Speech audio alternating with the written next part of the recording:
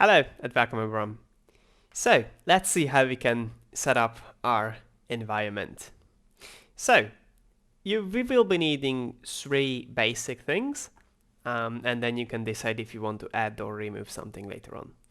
So first off is the Oracle VirtualBox, VM VirtualBox, which we will need to download and install. Then Ubuntu server and PuTTY. So without further ado, let's just start unloading VirtualBox for ourselves. You can do this by just googling VirtualBox or navigating to virtualbox.org, and you can see it's download VirtualBox 6.1. Once we have this and we have downloaded it, which I already have, we will need to have Ubuntu server.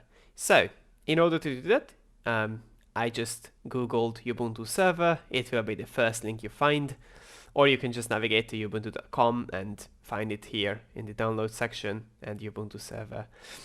Make sure you are downloading the 20.04 LTS version, because this is supported and it will not cause any issues. So we will be going with that. As you can see, I've already downloaded it on my computer. And we will also need PuTTY, and we will just go here and click on the download PuTTY and then choose your version. For most people, it would simply just be the 64-bit x86 version. So this one, or you could do the 32-bit x86 version as well. If you're using an ARM processor, then this would be the one for you. I already have downloaded and installed everything, so I will not go through the installation process. But if you have any troubles, just let us know in the comments and I will be glad to help out. Okay, so now that we have installed everything, we will be greeted by this little screen. And before clicking new, what we will do is click on this little hamburger menu and go to the network settings. And you can see I have already set up mine, but what you will do is either set up the already existing one or make yourself a new one. We will make ourselves a new one, and we will just click this one firstly. We will apply. Always remember to apply, because otherwise it will not really work. And then we just click enable server, and we will just go with 3.3.3.3 and 3.3.3.99. This should be more than enough, and we can rename it, I think.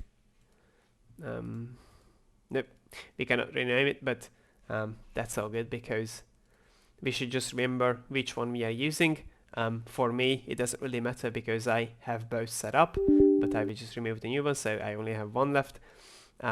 But you should always use the one that you have set up and you know you have set up.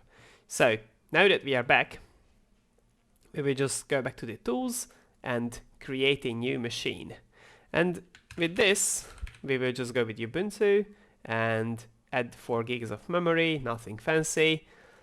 And it will ask how much space you want. I would recommend adding like 10 gigs, but you can go a little bit higher just for safety, but 10 gigs should be fine. And let's just go with create. Before you power it on, we will go and click on the settings tab.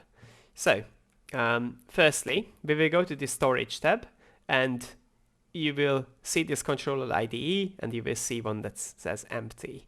And you will go click on this one and choose a disk file and select the image that we have downloaded. So it should be Ubuntu 20.04.5-live-server, and you will just click on open. Now we will go to the network and we will enable the secondary adapter, which will be a host only adapter, and we will choose the one we have set up, and we will just click OK. Now we will start.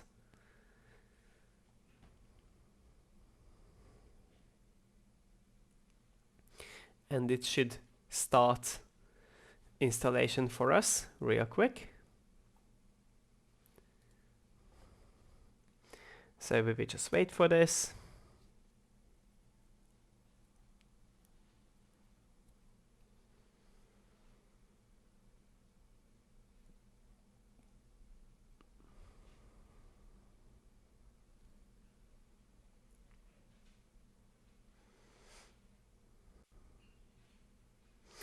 Okay, we will choose English, we will choose this, and you can see I have an Ethernet and a host on the network with this reader 10. We will just go done. We will not use a proxy address. And we will use the entire disk, yep, and we will go done. It's all done. Yes, we should proceed with this. Yep, and our name should be BitNinja. You can use whatever name you prefer. I will just choose this, and our name will be BitNinja, and our password will be this. And we should be done.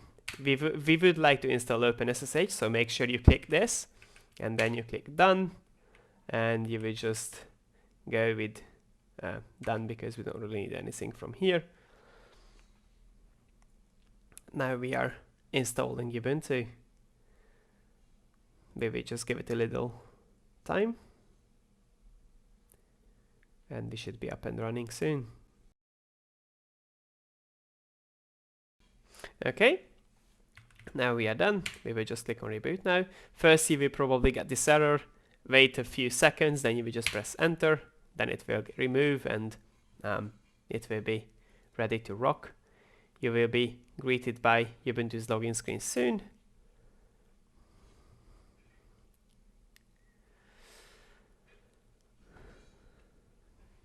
Yep, we are here. Oop.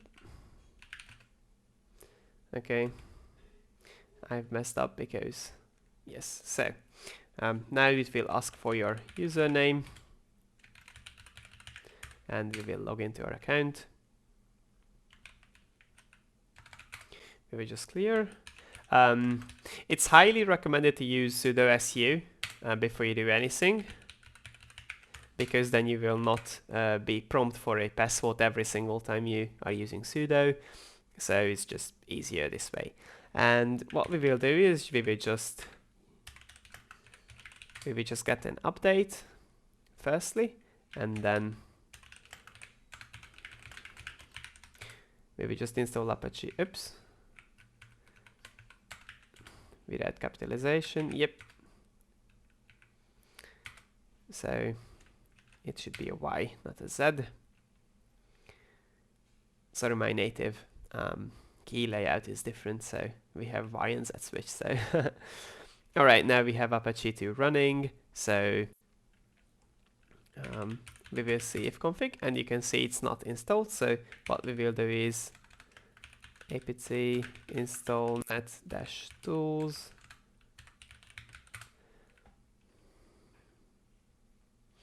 Yes, so if we navigate to 3.3.3.10 in our browser,